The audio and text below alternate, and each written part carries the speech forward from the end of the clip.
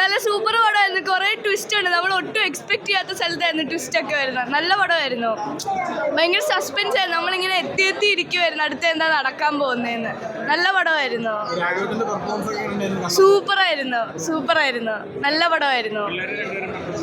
പിള്ളേർ നന്നായിട്ട് അഭിനയിച്ചിട്ടുണ്ട്. അതിൻ്റെ അകത്ത് നല്ല അസലായിട്ട് അഭിനയിച്ചിട്ടുണ്ട്.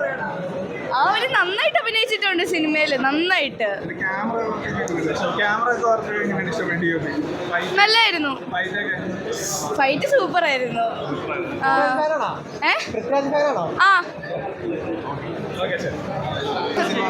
സൂപ്പർ സിനിമ, നല്ല സിനിമ. എല്ലാവരും പോയി കാണണം.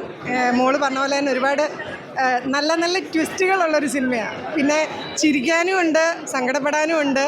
പിന്നെ എനിക്ക് ഏറ്റവും ഇഷ്ടപ്പെട്ടത് അതിനകത്ത് 2 കുട്ടികളെയാണ്. ഒരു നല്ല അസൽ അഭിനയമാണ്. ശരിക്കും ഒരു എന്താ പറയുന്നത്, കുറേ നാൾ കൂടി ഒരു നല്ല സിനിമ ഉണ്ട്. എല്ലാവരും പോയി കാണണം. എല്ലാവരുടെയും പെർഫോമൻസ് അടിപൊളിയാണ്. എല്ലാവരുടെയും എന്ന് പറഞ്ഞാൽ ഒന്നിനൊന്നിനും മെച്ചമായിരുന്നു. രാജുവേട്ടൻ്റെ കുറേ നാൾ കൂടി രാജുവേട്ടൻ്റെ നല്ലൊരു എന്താ പറയുക, അതെ അത് പാർവതി ആണെങ്കിലും നല്ല രസമായിട്ട് അഭിനയിച്ചിട്ടുണ്ട്. ഈ കോംബോ എന്തായാലും എല്ലാവർക്കും ഇഷ്ടമാണല്ലോ. അപ്പം നല്ലൊരു എന്താ പറയുക, തിരിച്ചു വരവെന്ന് വേണമെങ്കിൽ പറയാം. അങ്ങനെ ഒരു അടിപൊളി സിനിമ, നല്ല രസമുണ്ട്. എല്ലാവരും പോയി കാണും. ബ്രോ എന്ന് വെച്ചിട്ടുണ്ടെങ്കിൽ മലയാളത്തിൽ പൃഥ്വിരാജിന് മാത്രം ചെയ്യാൻ പറ്റുന്ന ഒരു കഥാപാത്രം. അതുപോലെ തന്നെ മറ്റേ നിസാം ബഷീറിൻ്റെ കിഡിലൻ ഡയറക്ഷൻ, അതുപോലെ മറ്റേ എഴുത്തുകാരൻ കിഡിലിൻ്റെ എഴുത്ത്. ഏറ്റവും എൻജോയ് ചെയ്യണത് നമ്മുടെ മ്യൂസിക്കാണ്. മ്യൂസിക് കിഡിലനായിട്ടുണ്ട്. മ്യൂസിക്കിന് എന്ത് രസമെന്ന് അറിയാമോ? നമ്മൾ ത്രില്ലടിച്ചിരുന്ന പടം കാണും. കിടുക്കൻ, അതായത് പൃഥ്വിരാജിൻ്റെ ഒരുപാട് നാളുകൾക്ക് ശേഷം ഒരു കിടുക്കൻ മൂവി, നല്ല കിടുക്കനായിട്ട് എൻജോയ് ചെയ്ത് തിയേറ്ററിൽ കാണാൻ പറ്റുന്ന ഒരു കിടുക്കൻ മൂവിയാണ്. എൻജോയ് ചെയ്ത് ത്രില്ലടിച്ച് സൂപ്പറാണ്. എന്തായാലും തിയേറ്ററിൽ വന്ന് മസ്റ്റ് തിയേറ്റർ എക്സ്പീരിയൻസ് ആണ്. പാർവതി തീ, പൃഥ്വിരാജ് തീ. ഈ ട്രെയിലർ എന്ന പോലെ മൊത്തം ഫൈറ്റുള്ള പോലെ അല്ല, ഇത് നമുക്കറിയാലോ. മറ്റേ എന്താ പറയുക, നോബഡിയാണ്. അതായത് not underestimate the power of a common man എന്നാണ് ശരിക്കും ഇതിൻ്റെ ഞാനൊരു ഡെഫിനേഷൻ പറയണത്. അത്രയ്ക്ക് അടിപൊളിയായിട്ടാണ് ചെയ്തേക്കുന്നത്. എന്തുകൊണ്ട് എൻജോയ് ചെയ്യാം, തിയേറ്ററിലിരുന്ന് ഫാമിലിയായിട്ട് കാണാൻ പറ്റുന്ന കിടുക്കൻ മൂവിയാണ്. ഒരു എന്താ പറയുക, രഹസ്യം ഒളിപ്പിച്ചു വെച്ചിട്ടാണ് ഈ പടം അവസാനിക്കുന്നത്. അടിപൊളിയാണ് പടം. കുഴപ്പമില്ല, തിയേറ്റർ വാച്ചബിളാണ്. നല്ലൊരു എക്സ്പീരിയൻസ് സിനിമ തന്നെ പറയുന്നത്. മേക്കിംഗ് ഒക്കെ ഗംഭീരമാണ്. BGM ഭയങ്കര രസമുണ്ട്.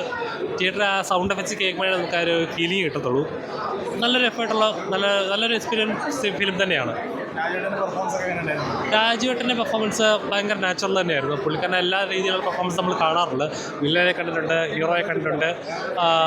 ഇതിൽ കുറച്ചുകൂടെ ഒരു എന്താ പറയുക, ഒരു നോബഡി, ഒരു ആവറേജ് മാൻ്റെ ലൈഫിൽ ഇതേപോലൊരു സംഭവം നടന്നാൽ അയാൾ എങ്ങനെയാണ് ഫേസ് ചെയ്യുക, സൊസൈറ്റി എങ്ങനെയാണ് ട്രീറ്റ് ചെയ്യുന്നത്, എല്ലാവരുടെ കാഴ്ചപ്പാടുകൾ എങ്ങനെയാണ്, അതൊക്കെ നമ്മൾ സ്ക്രീനിൽ വ്യക്തമായിട്ട് കാണാൻ പറ്റുന്നത്. ഒരു പോയിന്റിൽ നമുക്ക് ചെറിയൊരു ഡിസ്റ്റർബൻസ് തോന്നിയാൽ പോലും പുള്ളിക്കാരകത്ത് എങ്ങനെ സർവൈവ് ചെയ്യുന്നത് നമുക്ക് സ്ക്രീനിൽ നല്ല എൻജോയ് ചെയ്ത് കാണാൻ പറ്റുന്ന നല്ലൊരു ഫിലിമാണ്. അങ്ങനെ കമ്പയർ ചെയ്യാതിരിക്കുന്നതായിരിക്കും നല്ലത്. കാരണം കെട്ടിയോളാറിൻ്റെ മാലയ്ക്ക് അത് വേറൊരു ജോണറായിരുന്നു, റോഷാക്ക് വേറൊരു ജോണറായിരുന്നു, നോബഡി വേറൊരു ജോണറാണ്. നമ്മൾ വേറെ സിനിമ വെച്ച് കമ്പയർ ചെയ്യുമ്പോൾ ആയിരിക്കും നമുക്ക് ഡൈജസ്റ്റ് ചെയ്യാൻ കുറച്ച് പാടുണ്ടാവുക. ഒരു നോർമൽ ഫിലിമായിട്ട് കാണുവാണെങ്കിൽ ഇറ്റ്സ് ഓക്കെ ഫിലിം.